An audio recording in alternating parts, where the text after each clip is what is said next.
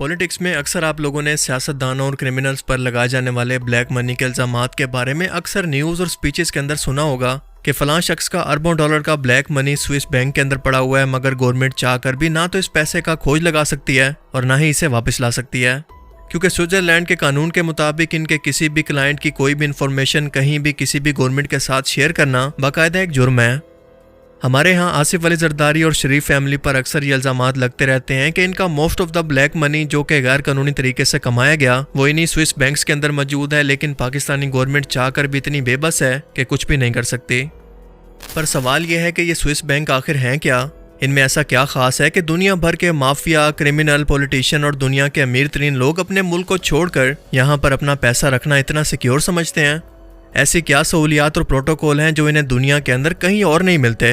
Special numbers account क्या हैं? Swiss bank के बंकर्स क्या हैं? क्या पाकिस्तान और इंडिया से कोई भी शख्स अपने घर बैठे स्विस बैंक के अंदर कोई अकाउंट खोल सकता है?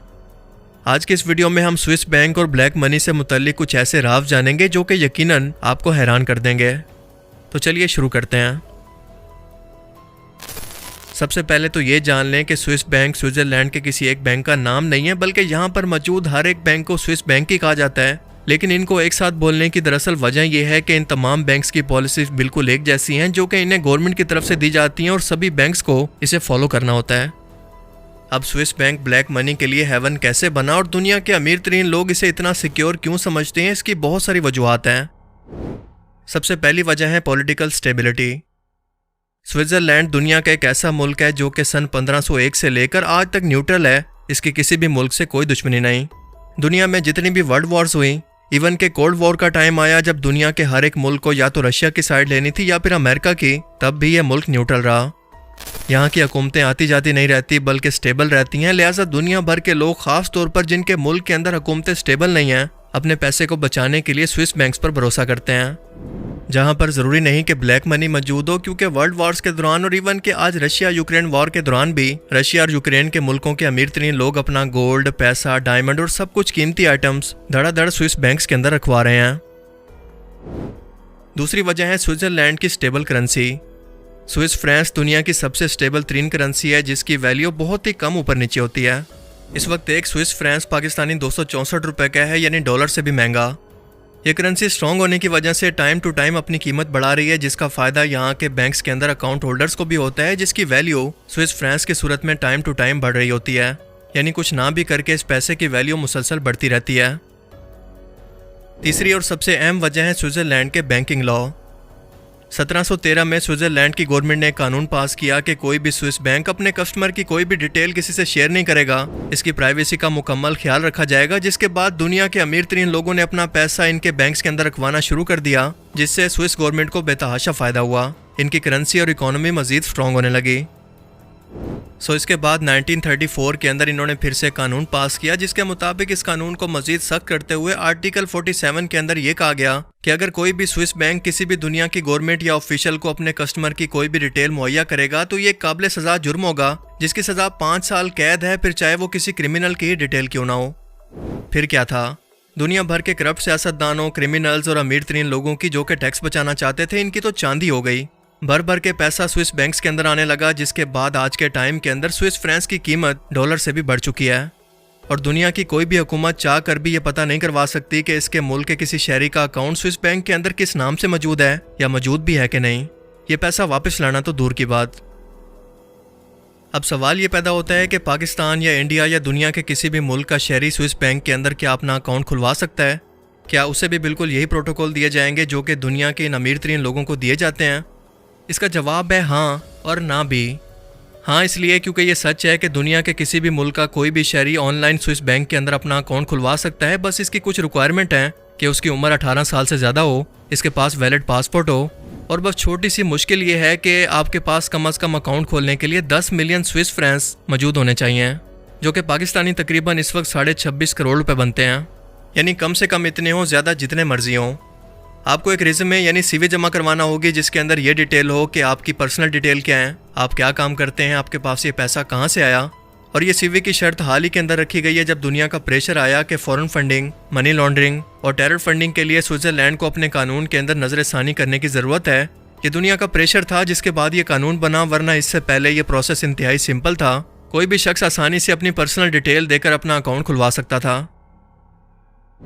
दुनिया में जब भी कोई इकोनॉमिकल इंस्टेबिलिटी होती है, कोई जंग होती है या कोई आफत आती है, तो इन स्विस बैंक्स के अंदर पैसा आना इंतहाई तेजी से बढ़ जाता है। मिसाल के तौर पर अभी कोविड की मिसाल ले लें।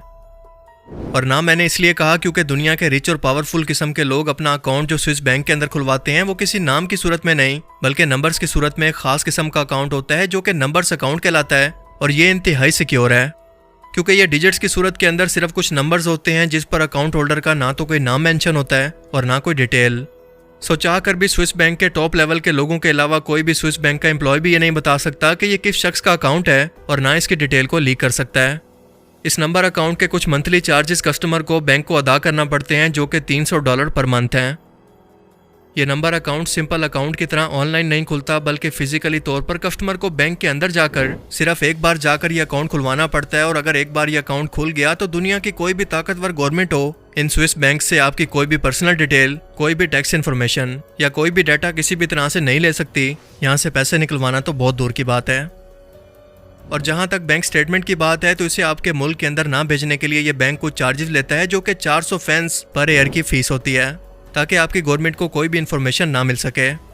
किसी भी किस्म के नुकसान की सूरत में स्विस बैंक फुली रिस्पॉन्सिबल होता है कि आपको आपका तमाम पैसा वापस करेगा। चाहे कोई कुदरती आफत आए, तूफान आए या कोई भी गैर यकीनी सूरत हाल हो, आपका पैसा आपको हमेशा मिलेगा।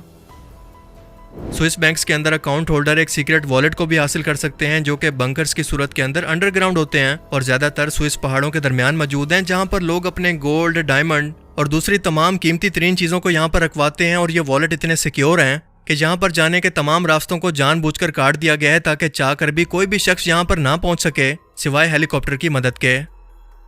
इन वॉलेट्स का रेंट शुरू होता है $5 लाख से। और आप सोच सकते हैं कि जो शख्स सिर्फ वॉलेट का रेंट पे कर रहा हो $5 लाख, उन वॉलेट्स के अंदर कितनी कीमती चीज़ें होंगी। और बिल्कुल यही वजह है कि दुनिया के अमीर तरीन लोग यहाँ पर अपना सरमाया रखकर अपनी अगली नस्लों को ट्रांसफ़र करते हैं। कुछ खास मौक़ों पर अगर किसी शख्स पर जो कि स्विस बैंक का अकाउंट होल्डर है इस पर क्रिमिनल या दहशतगर्दी के इल्ज़ाम लगें तो ख़ास तौर पर गवर्नमेंट की सिफारिश पर कस्टमर की कुछ डिटेल्स को शेयर किया जाता है, मगर इनका पैसा किसी भी सूरत वापस नहीं किया जाता जब तक कि कस्टमर खुद ना चाहे। अगर किसी कस्टमर की मौत हो जाती है या 10 साल तक इसके अकाउंट के अंदर कोई एक्टिविटी नहीं होती तो स्विस बैंक कस्टमर से राब्ता कर सकता है, लेकिन अगर वो शख्स फिर भी ना मिले तो इस अकाउंट को ब्लॉक कर दिया जाता है और ये तमाम का तमाम पैसा स्विस गवर्नमेंट के पास चला जाता है। जहां तक इंडिया की बात है तो कुछ साल पहले तक इंडियन गवर्नमेंट ने स्विस हुकूमत से ये एग्रीमेंट किया था कि वो इंडियन कस्टमर की टैक्स डिटेल्स इनसे शेयर करेंगे और इन कस्टमर्स की टैक्स डिटेल्स को शेयर भी किया गया, मगर आज तक इंडिया के अंदर इन पर कोई कार्रवाई नहीं हुई। लेकिन पाकिस्तान में सिरे से किसी भी गवर्नमेंट ने स्विस हुकूमत से कोई राब्ता नहीं किया, कोई भी इसे लेकर सीरियस नहीं है। और यूं मुल्क का न जाने कितने अरबों डॉलर यहाँ के पाकिस्तानी हज़ारों अकाउंट्स के अंदर स्विस बैंक्स में यूं ही पड़ा है, मगर हुकूमत को इसकी कोई इन्फॉर्मेशन नहीं, जिसकी दो ही वजूहात हो सकती हैं। पहला ये कि ये इन तमाम गवर्नमेंट्स की पॉलिटिकल और सफारती नाकामी है, और दूसरा ये कि ये सब खुद इस धंधे में मुलविस हैं। लेकिन आप इस बारे में क्या सोचते हैं? अपनी कीमती राय का इजहार कमेंट सेक्शन में ज़रूर करें। मुझे उम्मीद है कि आज की इस वीडियो से आपको बहुत कुछ नया जानने को मिला होगा और ये वीडियो आपको पसंद आया होगा। अगर ये वीडियो आपको अच्छा लगा तो इसे लाइक कीजिए और अब मैं मिलूँगा आपसे एक ऐसी ही नई इंटरेस्टिंग वीडियो में। तब तक के लिए अपना बहुत सा ख्याल रखिएगा। Thanks for watching this video. अल्लाह हाफिज़।